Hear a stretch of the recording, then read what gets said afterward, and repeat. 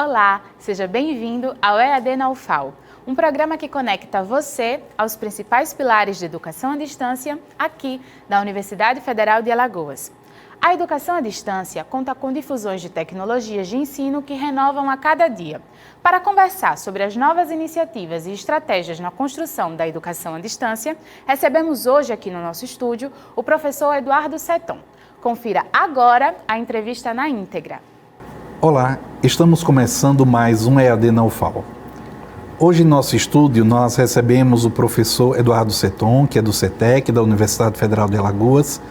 Ele que é engenheiro civil, com mestrado e doutorado em engenharia civil, mas com foco muito específico nas tecnologias. Professor Seton, seja muito bem-vindo a esse nosso programa da Coordenadoria Institucional de Educação à Distância. Olá, Fernando, muito obrigado. É um prazer para mim estar aqui, podendo bater esse papo com você, né? Já que você trabalha e estuda tantos anos com EAD, né? E principalmente por esse programa CEDUCIED, né? Que já tem aí 25 anos de história. Para mim é um prazer muito grande estar aqui, para a gente trocar umas ideias. Vamos trocar algumas ideias. Professor, eu já lhe sigo nas redes sociais, especificamente no Twitter, há algum tempo, e olhe como professor que estuda EAD, como professor que trabalha com educação à distância, encontrar um professor das engenharias utilizando rede social para disseminar educação, para disseminar conhecimento, olhe, sempre é uma satisfação ver lá os seus mapas conceituais, a organização, tudo aquilo que você fazia. De onde surgiu essa inspiração? Fernando, surgiu assim, em 2011 eu tive a oportunidade de começar como secretário de Ciência e Tecnologia do Estado de Alagoas. E eu era uma pessoa absolutamente desconhecida, né? E acabei caindo numa posição pública. Virou homem público. E eu precisava me comunicar com as pessoas, né? Eu sentia a necessidade de me comunicar como nunca antes eu tinha passado por essa necessidade. E naquela época tinha rede social, o Facebook principalmente. Eu entrei no Facebook para conversar com as pessoas sobre tecnologia, sobre ciência, sobre as coisas que eram temas da pasta. E eu fui fazendo isso, eu acho que com alguma destreza, que a coisa foi funcionando. E eu acho que o trabalho que eu acabei tocando na secretaria teve um impacto, a rede social teve um impacto muito grande, porque eu comecei assim um pouco sozinho, né? Mas eu fui engajando pessoas, eu fui descobrindo inclusive um potencial que eu não sabia que eu tinha, de gerar esse engajamento. E isso funcionou bem, eu trabalhei os 4 anos intensamente na rede social. Poucas pessoas públicas estavam na rede social nesse momento. Hoje é muito comum, né? A política acontece hoje praticamente tudo na rede social. E naquele período não. E eu, assim, me tornei, acho que eu fui um dos primeiros secretários de Estado que eu comecei a usar aquilo, né? E em 2015 eu retornei ao UFAL e nesse retorno eu senti a necessidade de continuar esse engajamento com as pessoas externas ao UFAL também. E um dos caminhos que eu encontrei foi criar um blog. Criei esse blog e, lógico, quem cria um blog tem que escrever. E aí eu continuei escrevendo os posts, só que agora eles iam para o blog. E como o meu conteúdo de dia a dia passou a ser aula e não mais uma ação como secretário, o conteúdo que eu tinha, eu levava para o blog. E o conteúdo que eu tinha eram as aulas de UFAL. E os nossos alunos de engenharia, como é que perceberam isso? Um professor blogueiro que coloca postagens sobre engenharia. Até hoje eu acho que eles devem comentar, né? Blogueiro, porque assim, hoje não é somente o blog, né? Hoje meus filhos dizem que eu sou youtuber, né? Eu tenho um canal no YouTube. Influencer. O canal está crescendo bem no YouTube. Eu uso muito a rede social, então é mais do que o blog hoje, né? Então, naquela época, em 2015, foi o blog. E os alunos, eles começaram a se engajar também pelo blog. Porque, eventualmente, algumas pessoas precisam faltar no dia de aula. E eu comecei a fazer, na verdade, uma coisa da minha intuição, que era tirar fotos dos mapas mentais que você acompanhava. E sempre, todas as aulas, eu tirava foto do flipchart ou do quadro e fazia no meu blog uma espécie de um diário da aula. olha, hoje o assunto que a gente viu foi esse apontava o link para algum vídeo interessante da internet, para algum... E aí eu construí uma aula, hoje eu percebo que aquilo era uma aula EAD. Isso, estava trabalhando com educação à distância, sem colocar um rótulo. Isso.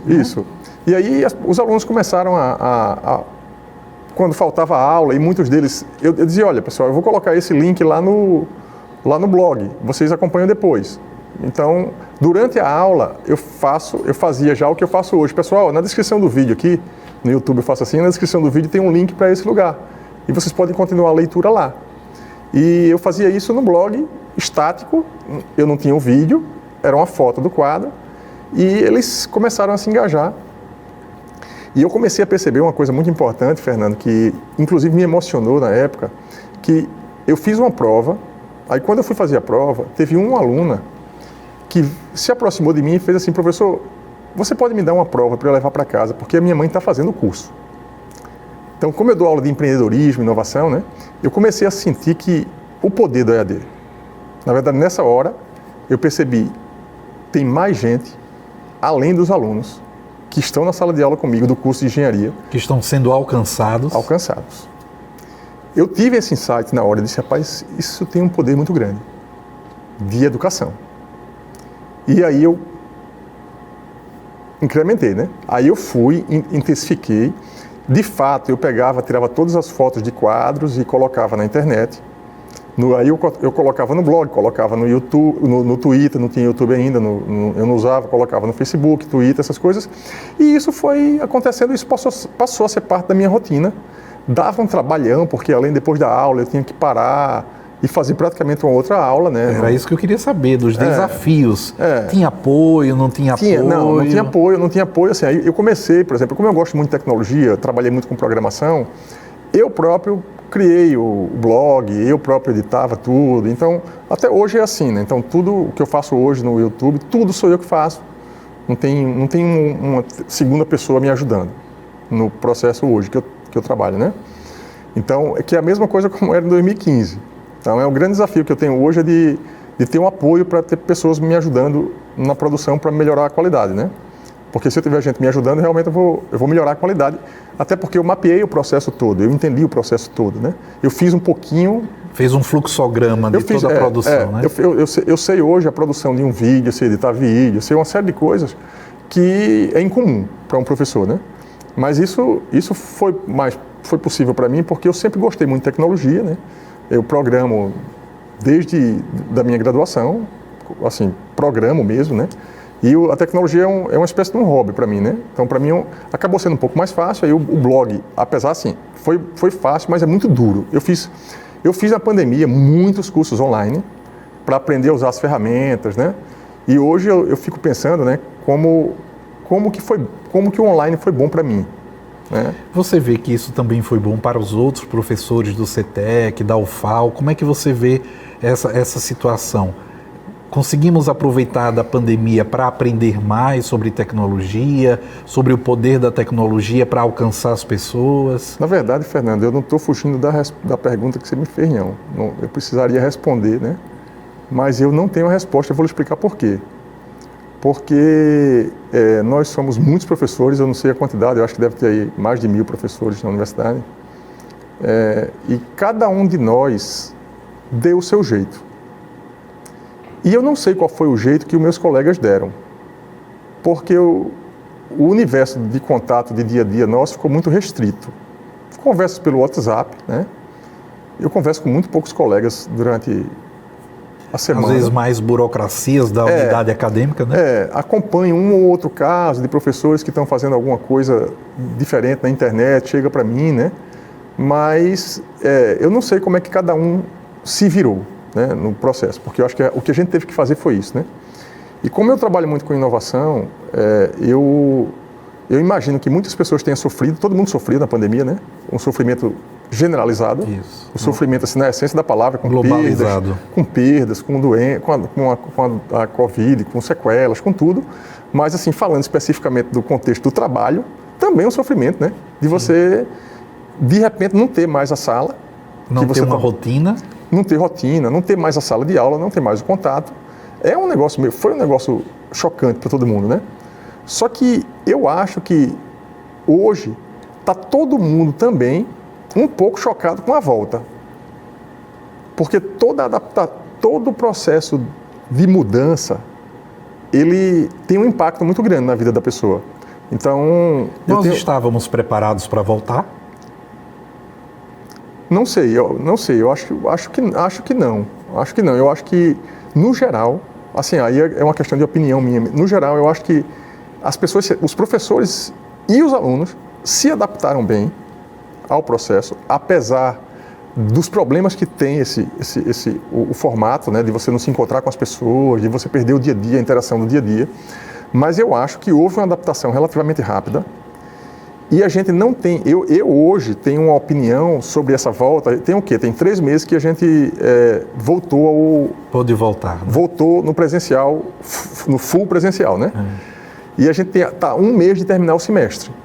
A avaliação que eu tenho hoje, falando pelas disciplinas que eu ministro, é que o resultado vai ser pior do que do semestre passado.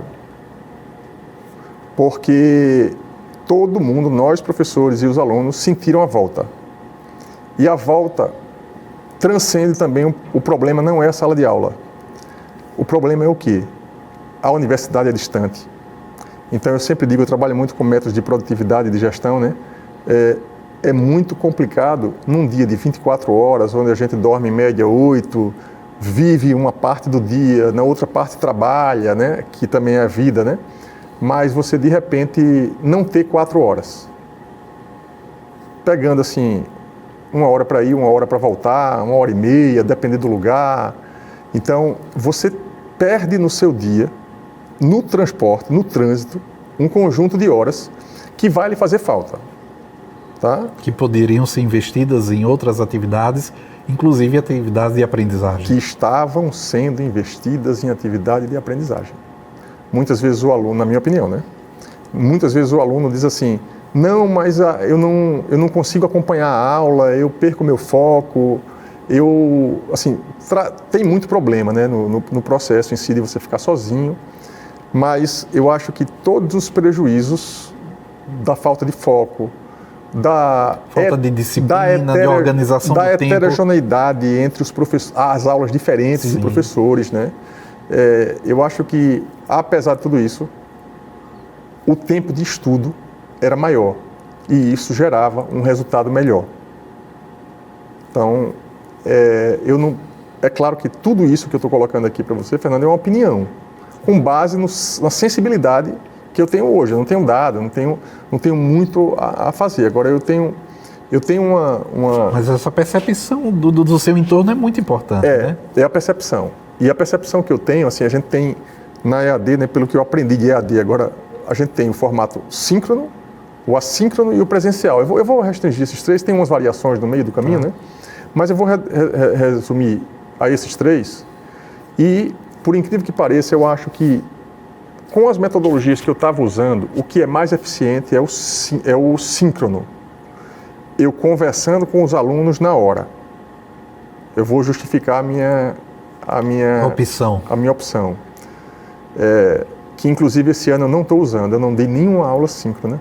Eu estou dando aula presencial, a presencial eu gravo, edito, coloco no canal do YouTube, ou então eu gravo e mando o link para eles assistirem, ou seja, não tem aula síncrona.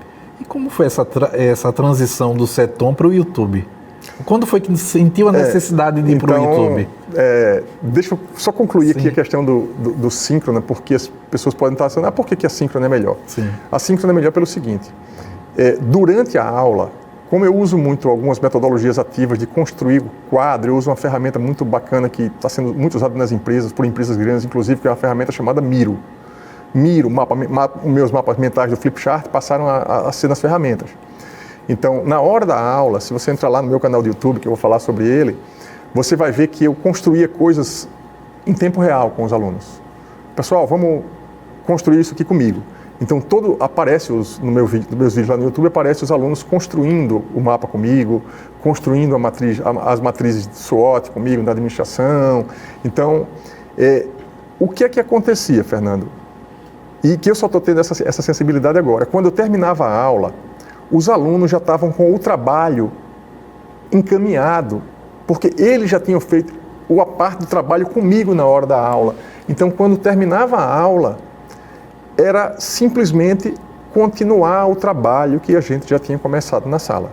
Veja como é diferente ele ter que assistir uma aula que está gravada, aonde eu estou sozinho, falando para eles, sem a gente, eu até trabalho sozinho, mas não tem a interação com eles, então ele tem que assistir tudo.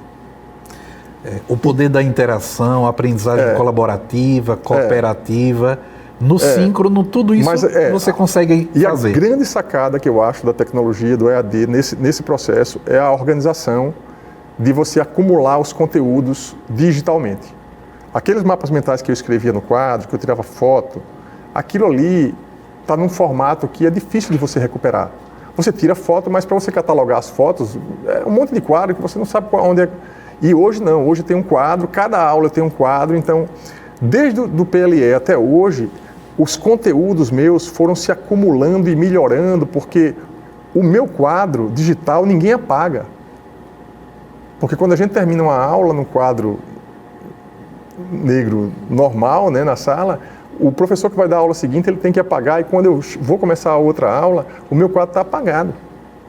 E agora não. Você pode recuperar aquilo que você construiu na aula anterior. O meu quadro está na nuvem e eu começo a aula de um quadro que já existia.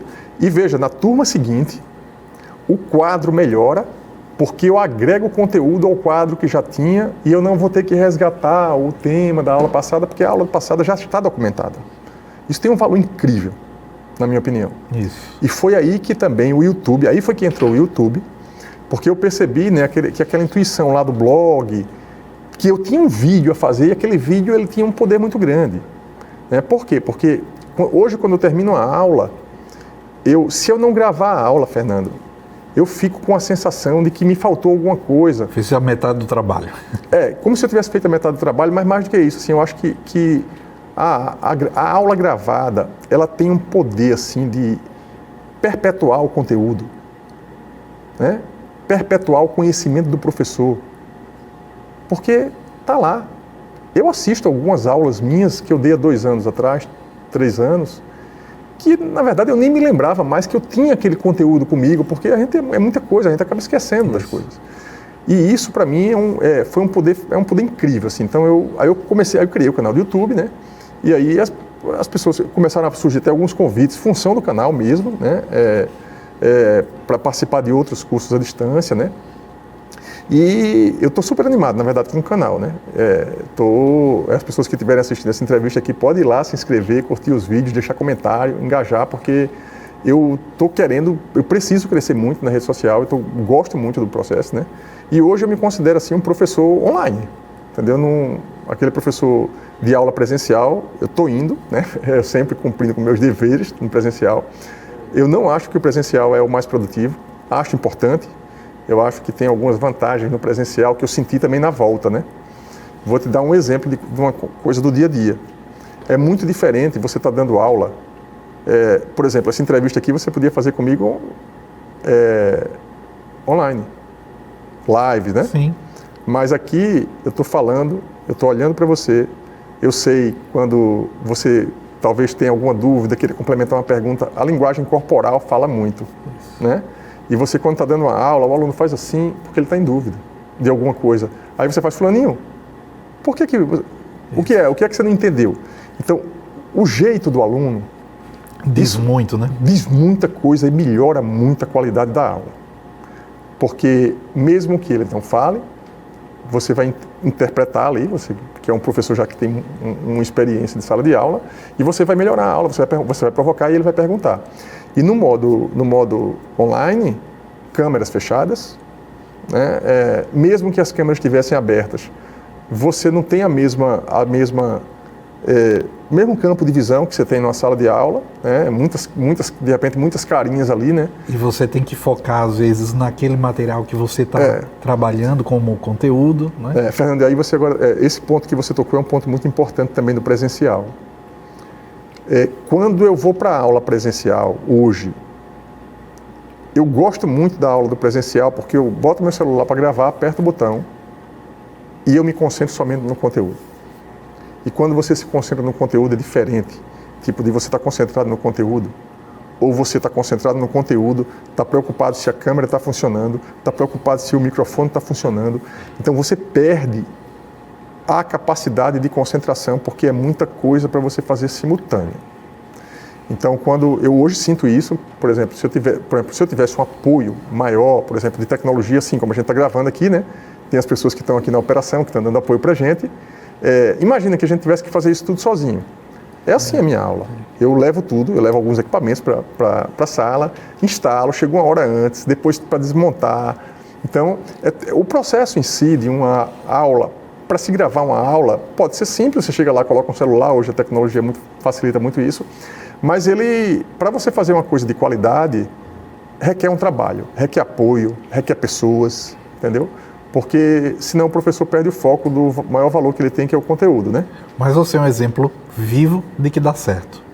Professor Seton, nossa conversa ótima, né? Passaríamos mais tempo aqui conversando, mas eu gostaria que você deixasse uma breve mensagem para quem está nos assistindo, professores da nossa universidade, alunos, que você colocasse uma mensagem para esse pessoal que quer enveredar ou quer continuar com o uso de tecnologias para aprender e para ensinar. Essa é uma oportunidade muito bacana você falar isso para mim, né? Que eu tive num podcast recentemente agora, no TheCast, que é de um amigo do Jaelson, e eu disse lá uma coisa que ele inclusive fez um corte e colocou isso repetidas vezes na internet, né? Que eu fiz foi a seguinte mensagem que eu dei aos professores, aos meus colegas, né?